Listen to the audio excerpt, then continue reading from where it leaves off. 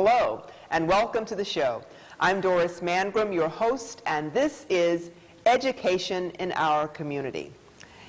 If you consider yourself a connoisseur of great music, specifically great jazz, and you are familiar with some of the master vibraphonists, there are the names of Bobby Hutcherson, Roy Ayers, Lionel Hampton. But I want to tell you this. If you do not have the name of my guest on that list, get your pen right now, because I am very fortunate to have in the studio with me today Mr. Yancie Taylor III, who is a vibraphonist virtuoso. Welcome, Mr. Taylor. Thank you so much for being here today. Thank you, Doris. Pleasure to be here. All right, so let's get started. I love great music, and you know, I read a little bit about you before coming today, and you've had an amazing amount of success, but tell us a bit before you became the vibraphonist extraordinaire that you are. Tell us a little bit about your background and where you're from. Well, I'm from West Oakland, and that's number one. And when I was about 11, 12, my mother had my sister Mignon and myself taking piano lessons and dance lessons. And I basically was playing the piano at junior high school and high school, and I also took up the clarinet. You know, I wish I'd have kept that going on, and through junior high school. And we had piano lessons on Saturdays and all, but basically I didn't, I mostly played by ear, so we had our doo-wop groups in the community and all, and I was the piano player. And then all through high school, I was playing piano at that time. I'm from the piano. Normally, vibraphone players are usually from the piano or either drums, a drummer being a percussive instrument. And during that time, I learned self-taught basically on the vibes, but my first band was a trio. I played piano. That's where I'm from. And started out with bassist Jazz Bo Spencer and drummer James Levi. These are guys in our community. And we had a little jazz trio, which was like Ramsey Lewis. That was during the time of the In Crowd. That was all right. So we were playing that. I know about that. Yeah, we were playing that. And then as time went by, after getting out of high school and in college, I was working as a recreation director and from DeFermi Park and also at Santa Fe. And we started having mambo sessions, and I would hear Cal Jader. And so I had a Latin group that I put together, which I was playing piano at first, and then went to the vibraphone. So I got a set of vibes and started playing a Latin group. We had 2 Latin groups in the community. At that time, we had a lot of social clubs, girls clubs, boys clubs, and everybody would give dances and mambo sessions. So that was pretty big during that time. So the other band was Dr. Ulysses Crockett. He played vibes, and that's where I got interested in really getting into the vibes. So after that went through, I transferred over to the vibes. And also I'd like to mention, back when I was a young teenager, I lived around the corner from DeFermi Park. And they had Al Tanner was a great little piano player. He put together a jazz band. So they had that, I would hear that all the time being a recreation director going through the center. And that kept the jazz music in my head. And I was playing Latin music, and then until making some extra money in the neighborhood, I was waxing one of our neighbor's floors, and she had on K-Jazz. And I was waxing the floor, and all of a sudden I heard Miles Davis, Kinda Blue, and that kind of turned me around, and that got me into the jazz scene. The jazz scene and the vibes. Yeah. Now, I heard something that just really resonated with me, was self-taught. Now, talk about that, because I read music. I wish I could do what you did. So what is the process to go from, you know, just hearing something to being able to actually not just kind of do it, but obviously do it very well? How do you, is there a process involved, or just practice, practice? How does that work? When I was taking the piano lessons when I, 11, 12, I could read a little bit music there, Okay. but I lost that, but everything else was by ear, what we heard on the radio and Okay. playing with the doo-wop groups. But I've been playing professionally for 51 years now. I had my first club paying gig at when I was 18, and everybody else that was in the group was over 21, so they got me into the clubs when I first started. We all remember, well, I can't say we all, but many of us remember those days. Right. Okay. So I didn't have time. The main thing is listening, going out and listening. So pretty much of the technical and all that stuff, I kept listening and kind of train myself and practice on that. And that's how I learned all these things. And I'm a much better reader now than back then. I didn't read that much, especially sight reading. It takes some time. And my instrument, you have to see the patterns in front, And a lot of times I hit a lot of wrong notes, but I always say there's no wrong notes in jazz. I was just going to say with jazz, because jazz is what you feel. Jazz is so much a part of emotions, and I think that it comes across no matter what it is you're playing. You can always feel that sadness or that happiness or that joy. It's going to play out because it's being brought with what's going on inside. Now, you talked about that shift from the vibes. Shift from the piano to the vibes, that being pretty much a natural because of the keyboard that's involved. But now with the vibes, you're standing most of the time. So how do you keep it going and keep it moving? Because I've had the opportunity to hear you play. And actually, maybe this might be a good time before you answer that question, because we are in for a treat today, viewers. We are actually going to see and hear Mr. Taylor in action. So I think that this might be a good time to take that moment to take a listen and take a look at the virtuoso, Mr. Yancie Taylor III.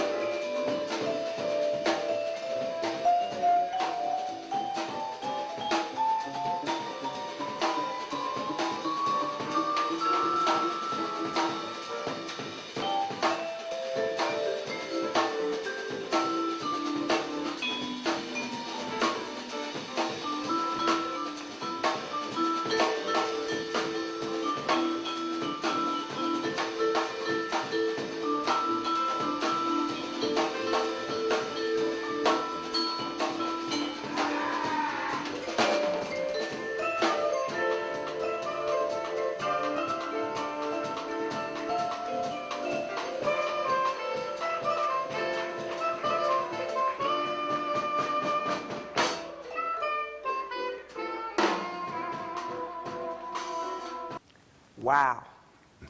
That was amazing. Where were you when that piece was being That's at Jeffrey's performed? Inner Circle, Okay. downtown Oakland, and I have a jazz concert and jam session every Sunday there from 6 to 10. And back in '87 or so, I had every Sunday a gig for 17 years at the Fifth Amendment. A lot of people remember the Fifth Amendment. And I'm using that same formula.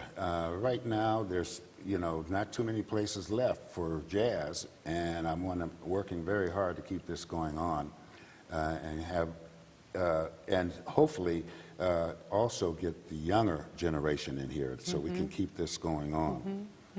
So now you said Jeffries. Now just in case there's someone who's watching that doesn't know where Jeffries is, this is the opportunity to get that plug in. Where is it located? We know 6 to 10. It's at Jeffries, but It's tell us where it downtown is. Oakland. It's Okay. 410 14th Street between Franklin and Broadway. And it's every Sunday from 6 to 10. Okay. And I am featuring, I have about 4 female vocalists and about 5 male vocalists, and I'm rotating everyone.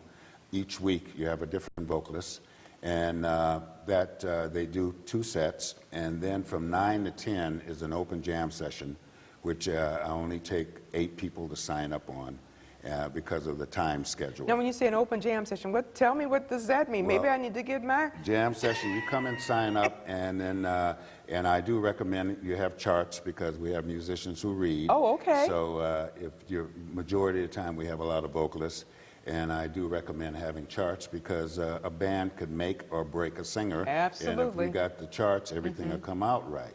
Okay, question. Now, do you have, you said 8 to 9 people are allowed, but now is it any 8 to 9? If someone's listening now that may not be on your rotation that has the skill set, could they call you to come, or do you have a certain group of people that you work with? There's a table there with a tablet there that says 8 only. Okay. And oh, as they come in that night? They come in if they plan to be on from 9 to 10 in the jam session, they sign up, and I go right down the list.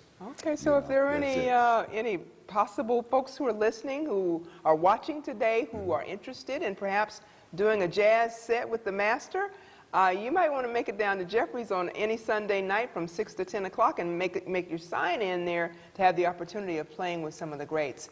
So make sure you have your charts also. And have your charts. Mr. Taylor said, don't forget that. Now, you were getting ready to share a bit about our youth who might be interested, because in your estimation, is this a dying instrument in terms of youth coming up who are, taking it on, or is it something that you'd want to help encourage, and how would you do so, and how can youth who are interested maybe in this area who are listening or watching today be able to avail themselves of that? You're, in reference to my instrument? Yes. There are a few vibe players. I had a young student, which was 2 years ago, and he's coming up pretty good. Okay. Working, and he already had his foundation. Okay.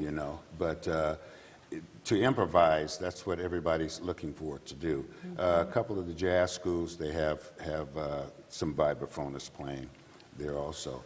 I encourage all the youth, no matter which instrument, to come up and keep this genre going as far as jazz is concerned. Now, have you done any teaching yourself in terms of it? Well, I did just with the vibe player, and then I did some piano teaching for an after-school program in Richmond through the Mind Seed program. And but again, it's time-consuming, and right. I have to have the time. Yes. And a lot of my time and energy is putting into keeping Jeffrey's going on. Okay. Well, now, you're not just a local guy. I've seen that you've done some traveling around the world, not just here in California. So tell our viewers about some of the experiences you've had in these 4 decades of playing. Yeah. Well, first time I went to Germany, and I played in Germany and Frankfurt. I was there for about 3 months, and I played all around Frankfurt and Berlin. Okay. And that was a good experience. I did notice going to Europe, everybody wants to go to Europe, and I was fortunate to be able to do that.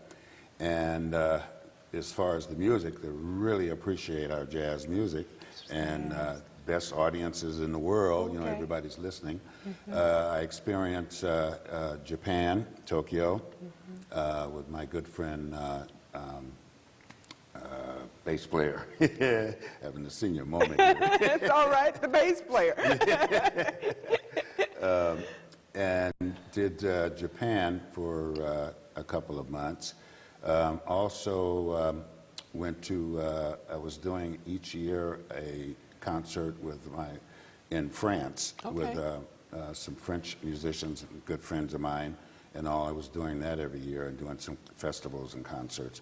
So the exposure was growth. You know, I got to listen and see, and that was pretty, you know, pretty good experience for me. Now, do you have any plans of going back? I mean, you know, you said that was the greatest audience in the world, and you're one of the greatest we have some good vibraphonists. audiences here. Okay.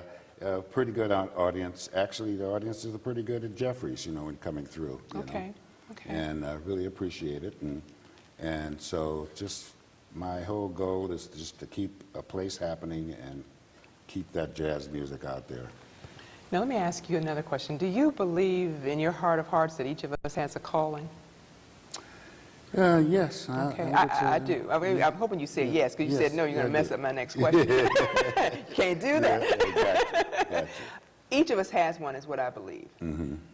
Some of us have found it. Some of us are still searching. You clearly, in my estimation, have found yours.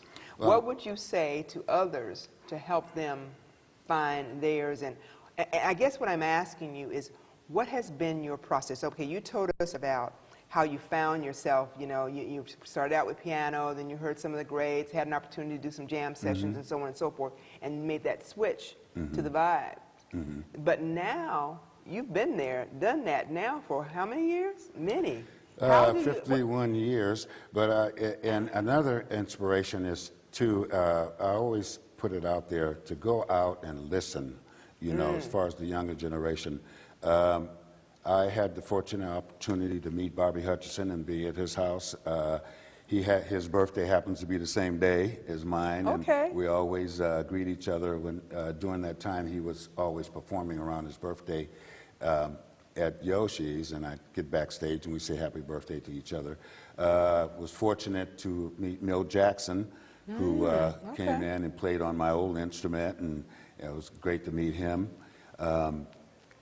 There's just listening and going out and listening. So and it helps you grow, I'm hearing then to avail yourself of the greats in whatever the area may be, of the people who have made it, or people who are doing well, and maybe does this have something to do with how your style evolved through the decades? Yes, listening to them. That's number one as far as the listening, and sometimes I'll just put on a CD and kind of dissect it and see, and so I put like my that. stuff in to, you know, along with theirs and all, and it gives me ideas also to, you know. You know what they say, we're all a little bit of what, OBE, OPE, other people's experiences, other people's stuff.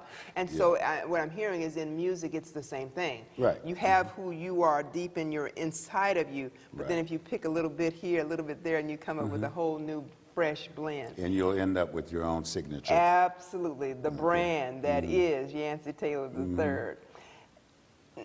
You've spoken of a lot of different people who along the way have inspired your sound and inspired your technique. Is there one or two that stand out that people say when they talk about your style, your brand, your sound, oh, he's got that such and such sound, and that you're happy that they're saying that, and that is, you know, one of your mentors, if you will, that you listen to and emulate it? I haven't heard anyone tell me that or anything, but my big influences have been with listening to Bobby Hutcherson and Milt Jackson, and there's two different styles there. I was fortunate to meet Joe Locke, who is another vibe player that came up, and he's, just a monster and all. There's quite a few vibe players, actually. It was interesting. I was looking on Facebook, and someone had sent something, and back in Indiana, I think it was, somewhere, there was this vibe player I didn't know, you know, had wanted to be friends, and so I went to on his site, and he showed a clip of a classroom with all of these youngsters, and there must have been about, I would say about a combination of 12 vibraphones, xylophones, marimbas, and all, and they were all playing a tune. And that was so inspiring, you know, when I saw that yes, we have some up-and-coming Excellent, excellent. musicians, yes. Well, now, have you had the opportunity to record with any of the greats or been in any of those sessions? No, not recording. We've got to that. do something about that. We're working on that. We've got to Hope bring do some that. folks over to Jeffries, the right people to hear you, because I've had, viewers, the opportunity of hearing Mr. Taylor, and you know, people will say, you need to come here, somebody, you need to come here, and you go, you know, you want to make sure that the person that invited you knows that you came and that you were there. I got there and I was blown away. This man is no joke, and so I encourage you, if you have not been to Jeffries 6 to 10 on Sundays. Sunday evenings, that it's worth your while. It's worth your while. It's a wonderful scene, and I know I'm going to charge you for this. It's a plug right now. Okay. But listen to me, ladies and gentlemen. He is fantastic, and I'm surprised that you said you've not recorded with any of the greats, because you know, I've heard a few in my lifetime, and you are among them. Well, I will say it's the best deal in town at Jeffries. It's $5 to get in and $5 for a soul food buffet dinner where the food is screaming. That's real, folks. I didn't believe it either, but it is the truth. Okay, let's get back to looking at some of the things that you have wanted to do, and to, you know, you're talking about what you're doing at Jeffries to keep that going and keep the music alive at Jeffries, keep this jazz flavor style before the people. In terms of, are there any other aspirations you have that you'd like to move forward while you're still in top of your game here in the Bay Area? Record. Okay. Hopefully. Yeah. Okay. Well, that's kind of in the back, you know, that want to do that. And, do you do some composing now? Do you have some stuff I already? have a lot of stuff that I haven't even looked at yet. Okay. So when we start getting that project ready, you know, as far as getting started, then I'll go open those storage bins and say, so we'll have to have you back on the show then when you're ready, so we can let these folks know that it's the Sunday that they need to come. And announce when that's going to be, when you're going to be playing some of your own stuff. Well, I guess everything is really your own when you talk about jazz. Well, your own flavor on I'm it. pretty much of a standard person, and keeping the standards going, you know, and that. And this is what people know, you know, and can do different arrangements of those standards, you know, because there's so many things you can do. You can make don't do standards. You're not standard anything. A standard Don't song could be a ballad, and we can play it as a bossa nova. Okay. You know. All right. We take it to the next level. Yeah, exactly. So there's different ways of changing things around, but it's still that standard that the people will know that song, you know. Well, we're going to be running out of time pretty soon, and I want to make sure that we don't forget to make sure we get your contact information. So if you'll tell the viewers how they could contact you, again, tell them again about Jeffries and where you're going to be, when that will be coming up as well. Jeffries every Sunday from 6 to 10 at 410 14th Street between Franklin and Broadway. What's the other? If you have a website or... Oh, my website is www.yancie.taylor, that's Y-A-N-C-I-E, Taylor, Taylor.com. That's my website. And there is a calendar on there where you can see where I am appearing. Okay. And would like to see you all come out and support some live jazz and live music. Now, the question that I didn't ask you is if someone is interested in having you come somewhere else. Now, we know we've got Jeffries down Sunday 6 to 10, but if someone else is looking today and seen that clip and is interested in having you or wanting to contact you about that, are you open to going to other places as well? Yes, Okay. yes. As of now, the work has been into Jeffries. However, I do the first Saturday of every month up in Guerneville at Main Street Bistro. Oh. And that's from 7 to 10, and the first Saturday of every month. And I've been doing that for the last 18 years. So that's been, you know. So you've been running things for many years. Oh my goodness, this is like amazing. I was saying, the Fifth Amendment, which first started that, that went on for 17 years, and so now I'm using that same formula, you know, with Jeffries to keep this same thing going on. Okay. We've been losing so many places, you know, of closing up, like the 57th Street Gallery was really nice, and that closed up. Anna's Jazz Island, that was in Berkeley, you know, that's gone now. So there's not too many places left, so that's my, my energy and all is into keeping Jeffries alive. Okay, so that's important for all of the viewers to hear. You know, maybe you're looking for something special to do, or you're looking for a great night out, if you will, that's within everybody's budget. Come support Mr. Yancie Taylor and the other musicians and singers that are at Jeffries. And that address again is? 410 14th Street between Franklin and Broadway, in downtown Oakland. Beautiful downtown Oakland, California. And so as we're coming to the end of our session today, if there were a few words that you would say were action words, because I'm still just blown away by 51 years that you've been doing this, and because no one does anything for that long a period of time and is as successful as you have without a formula.